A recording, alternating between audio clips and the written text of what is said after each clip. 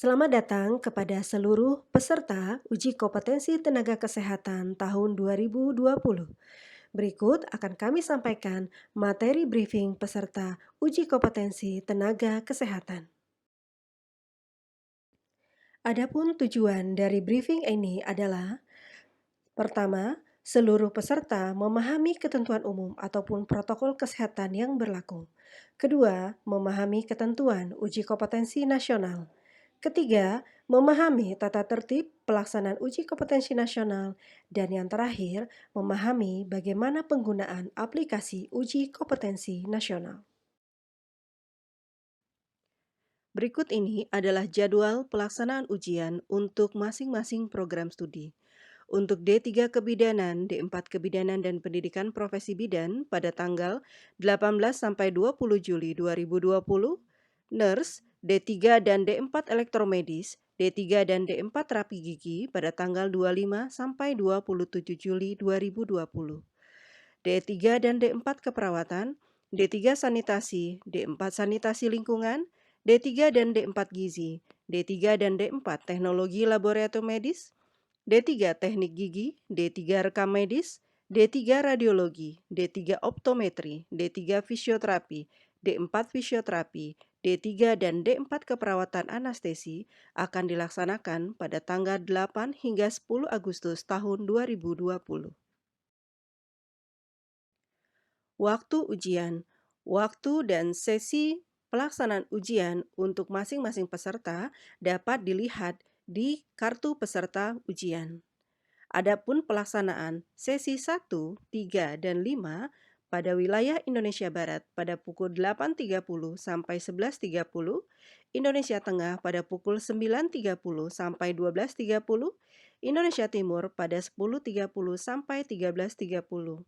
Untuk sesi 2, 4, dan 6 dimulai pada pukul 13 sampai 16 pada waktu Indonesia Barat, pukul 13.30 sampai 16.30 pada Indonesia Tengah, 14.30 sampai 17.30 pada wilayah Indonesia Timur.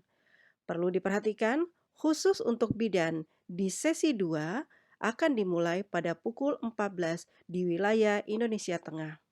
Dan di antara waktu sesi 1, 2, 3, 4, 5, dan 6 ada karantina yang dapat dilihat jadwalnya pada tayangan ini.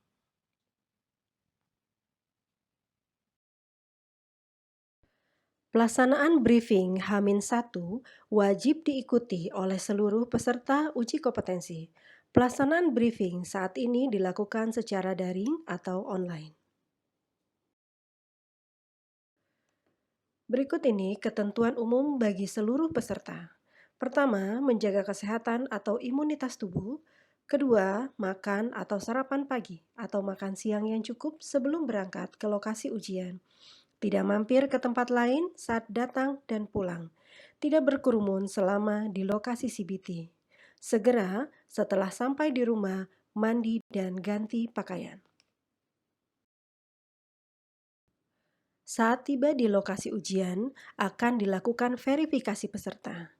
Yang harus diperhatikan oleh setiap peserta adalah membawa kartu peserta yang telah dikirimkan oleh admin prodi. Peserta harus menunjukkan bukti identitas bisa berupa KTP, SIM, paspor, atau identitas lain yang ada fotonya. Dan juga ijazah atau surat keterangan yudisium yang ditunjukkan kepada pengawas. Peserta wajib membawa bukti briefing berupa foto atau gambar saat mengikuti briefing. Bagi yang memiliki kendala saat briefing, misalnya gangguan jaringan, materi briefing dapat diunduh melalui web ukanakes.kemdikbud.go.id. Terkait dengan kondisi pandemi COVID-19, ada beberapa ketentuan khusus yang perlu diperhatikan oleh seluruh peserta. Pertama, cuci tangan dengan sabun atau menggunakan hand sanitizer sebelum memasuki ruang tunggu atau ruang karantina ujian. Kedua, mengganti masker dari rumah dengan masker bedah yang diberikan oleh panitia saat peserta sampai di lokasi CBT. Ketiga, memakai sarung tangan yang diberikan oleh panitia. Keempat, pemeriksaan suhu tubuh sebelum masuk ruang ujian menggunakan termogan. Peserta yang dalam kondisi sakit dan suhu di atas 37,5 derajat Celcius dalam 2 kali pengukuran tidak diperkenankan untuk mengikuti ujian. Terakhir, pemeriksaan peserta sebelum masuk ke ruang ujian menggunakan metal detektor. Selanjutnya adalah penjelasan tentang pelaksanaan ujian. Pada hari pelaksanaan ujian, peserta diharapkan hadir 90 menit sebelum waktu ujian. Peserta sudah berada di ruang ujian 30 menit sebelum waktu ujian berlangsung. Ujian akan dilaksanakan selama 180 menit berturut-turut tanpa jeda. Bagi profesi bidan, pelaksanaan ujian akan dilaksanakan selama 200 menit dengan jumlah soal 180 kecuali untuk bidan profesi, sebanyak 200 soal. Tidak ada sistem minus dalam pelaksanaan ujian, oleh karena itu jawablah semua pertanyaan yang ditanyakan. Tata tertib pelaksanaan ujian yang harus dipatuhi oleh seluruh peserta ujian. Peserta mengenakan pakaian berlengan panjang, sopan, rapi, dan bersepatu. Membawa alat sholat dan keperluan pribadi. Tidak diperkenankan menggunakan kaos oblong, celana atau rok jeans atau kodorai dan sejenisnya. Sandal jepit atau sandal dalam bentuk dan model apapun. Alat komunikasi seluruhnya harus dimatikan dan disimpan di dalam tas, tidak dibawa ke tempat duduk peserta. Untuk penunjuk waktu digunakan adalah layar yang ada di monitor, sehingga peserta tidak perlu membawa atau menggunakan arloji. Selanjutnya, seluruh barang-barang termasuk buku, catatan, atau tas peserta dikumpulkan di tempat yang telah disediakan oleh panitia ujian. Peserta dihimbau untuk tidak membawa barang berharga yang tidak diperlukan untuk pelaksanaan ujian.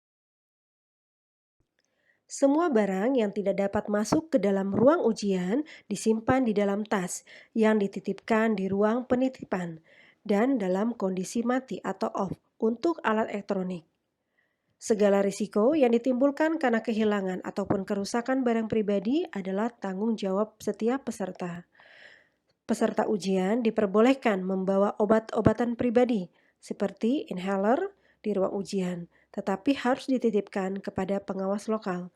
Peserta yang kedapatan membawa peralatan di ruang karantina atau ruang ujian, maka peralatan tersebut diambil oleh pengawas lokal dan dapat dicatat dalam berita acara oleh pengawas pusat. Berikut ini adalah tata tertib pelaksanaan ujian. Pada saat pelaksanaan ujian, peserta diminta memperhatikan aba-aba atau petunjuk pengawas. Peserta akan dipanggil oleh pengawas untuk memasuki ruang ujian. Peserta diminta berdiri di samping bangku peserta sampai diperintahkan duduk oleh pengawas.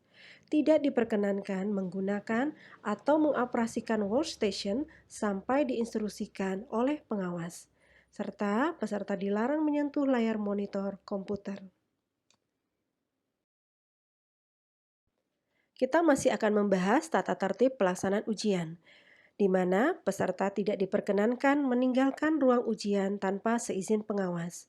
Bagi peserta yang memerlukan ke kamar kecil atau toilet, diperkenankan untuk meninggalkan ruang ujian setelah diizinkan oleh pengawas. Dan perlu diingat bahwa timer waktu pelaksanaan ujian tidak akan berhenti. Bagi peserta yang telah selesai mengerjakan soal, diperkenankan meninggalkan ruang ujian setelah mendapat izin dari pengawas. Peserta tidak diperkenankan meninggalkan ruangan dengan alasan apapun terhitung sejak 10 menit sebelum ujian berakhir. Terkait dengan koreksi soal, selama ujian berlangsung tidak ada koreksi soal. Peserta yang merasa menemukan soal yang tidak tepat atau salah dapat menyampaikan kepada pengawas dan akan dicatat di berita acara pelaksanaan ujian. Pengawas ujian akan mencatat nomor peserta ujian dan nomor soal serta catatannya. Seluruh tata tertib ini perlu diperhatikan oleh peserta selama pelaksanaan ujian, karena peserta yang melanggar tata tertib ujian tidak akan diingatkan langsung oleh pengawas. Pelanggaran tata tertib akan dicatat di berita acara pelaksanaan ujian. Peserta yang melanggar tata tertib ujian otomatis dinyatakan tidak lulus ujian. Peserta yang dinyatakan terlambat adalah peserta yang datang pada saat login ujian sudah berlangsung. Konsekuensi peserta tersebut adalah tidak diperkenankan mengikuti ujian. Hati-hati ya, semoga tidak ada yang terlambat pada saat pelaksanaan ujian. Oh ya, setelah selesai menjawab atau mengubah jawaban sebuah soal, jawaban akan langsung terekam sebagai jawaban yang valid, walau bertanda ragu-ragu. Setelah sesi ujian berakhir, karena waktu habis atau karena mengumpulkan jawaban final, semua jawaban akan dianggap sebagai jawaban final yang valid, walau ada yang masih bertanda ragu-ragu. Seperti yang telah disampaikan sebelumnya, bahwa selama uji kompetensi berlangsung, pengawas tidak akan menegur jika Anda melakukan pelanggaran. Pengawas hanya akan menuliskan pelanggaran tersebut di berita acara pelaksanaan uji kompetensi. Oleh karena itu, patuhi tata tertib dan seluruh peraturan pelaksanaan uji kompetensi dan hindarilah melakukan tindakan-tindakan yang dapat merugikan Anda atau sejawat. Berikut adalah beberapa barang yang tidak boleh masuk atau dibawa pada saat ujian berlangsung baik di ruang ujian maupun di ruang karantina, yaitu laptop atau tablet, kalkulator, jam tangan dengan alarm, komputer atau peralatan elektronik yang memiliki perangkat penyimpan, telepon seluler, alat perekam atau kamera, alat tulis, radio, buku referensi, catatan atau kertas, tas, koper, jaket atau topi, rokok dan korek dengan pematik api, makanan dan minuman kecuali air putih dalam botol transparan. Jadi harus diingat bahwa alat barang-barang ini diusahakan tidak dibawa pada saat hari ujian berlangsung.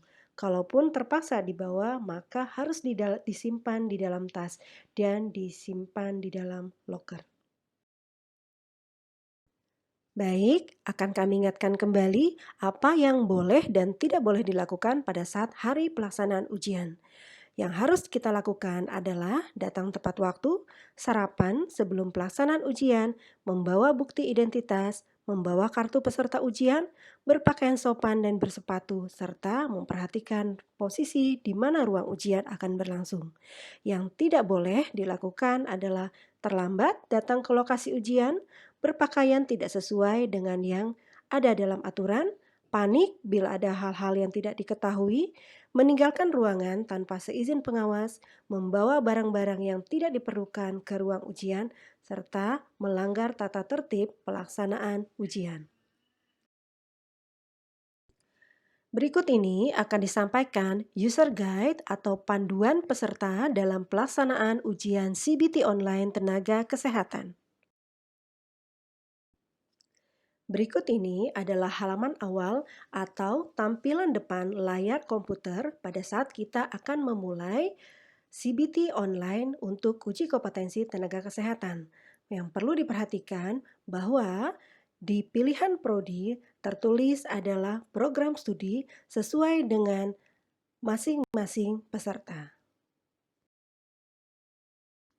Selanjutnya adalah laman login. Tertera username dan password. Masukkan username dan password yang sudah diterima dari panitia atau pengawas pusat dan perhatikan tulisan username dan password Anda jangan sampai salah memasukkan. Selanjutnya, masukkan kode CAPTCHA yang ada di layar monitor. Cek kembali, jika yakin semua sudah benar, klik masuk untuk kita login ke laman memulai CBT online. Setelah berhasil login atau masuk, maka tampilan di layar adalah tata tertib ujian. Selanjutnya, kita akan melakukan pengenalan sistem. Oleh karena itu, klik panel pengenalan sistem. Pada pengenalan sistem ini, kita akan dibawa tur mengenali simbol-simbol yang digunakan pada sistem ujian online ini. Ini adalah tampilan komponen halaman ujian. Selanjutnya, komponen ini terdiri dari soal ujian. Soal ujian dimulai dengan nomor soal ujian. Berikut adalah soal ujian yang akan dikerjakan, terdiri dari badan soal dan pertanyaan yang ditanyakan. Berikut ini adalah komponen pilihan jawaban ujian. Pilihan jawaban ujian terdiri dari 5 option. Pilihlah jawaban yang menurut Anda paling benar atau paling tepat dengan cara mengklik tombol atau mengklik bulatan yang ada di depan pilihan jawaban. Komponen berikutnya adalah komponen jika Anda ragu menjawab soal. Maka kliklah tombol ini jika Anda tidak yakin dengan jawaban yang sudah Anda pilih. Berikut ini adalah panel penomoran soal. Dari panel penomoran soal ini, Anda bisa melihat jumlah soal yang sudah dikerjakan, jumlah soal yang sudah dijawab dengan benar, maupun soal yang Anda jawab dengan ragu-ragu. Warna hijau artinya adalah soal yang Anda yakin sudah dijawab dengan benar. Warna kuning ini adalah jawaban yang Anda ragu, sedangkan warna merah adalah soal yang belum Anda jawab. Pada panel penomoran soal hanya menampilkan 30 soal. Selanjutnya, Anda bisa melihat daftar soal sebelum dan selanjutnya atau sesudahnya dengan mengklik tombol soal sebelum atau soal selanjutnya. Berikutnya adalah panel sisa waktu. Yang tertera adalah sisa waktu yang akan Anda gunakan untuk menyelesaikan seluruh soal ujian. Waktu akan terhitung mundur dari Anda mulai mengerjakan soal. Selanjutnya adalah komponen rekapitulasi soal. Klik tombol sebelah kanan untuk menampilkan status pengerjaan soal ujian. Merah untuk soal yang belum dijawab, hijau untuk soal yang sudah dijawab, dan kuning untuk soal yang dijawab dengan ragu-ragu. Setelah menyelesaikan tur pengenalan sistem, Anda akan kembali lagi ke laman awal yang berisi tata tertib peraturan pelaksanaan uji kompetensi. Jangan lupa klik tanda "Saya setuju dengan keterangan di atas" untuk melanjutkan langkah selanjutnya. Selanjutnya, kita akan menunggu aktivasi ujian oleh pengawas pusat. Apabila terdapat tulisan ujian belum bisa dimulai, berarti tinggal menunggu pengawas pusat mengaktifkan ujian. Apabila ujian sudah mulai diaktifkan oleh pengawas pusat, maka tombol akan berubah menjadi tombol biru dengan tulisan mulai ujian. Klik tombol tersebut untuk memulai ujian setelah ada aba-aba dari pengawas pusat. Maka akan muncul soal ujian dan perhitungan mundur waktu ujian dimulai. Demikian tadi materi briefing bagi peserta Uji Kompetensi Nasional Tenaga Kesehatan. Terima kasih dan semoga sukses dalam mengikuti uji kompetensi nasional.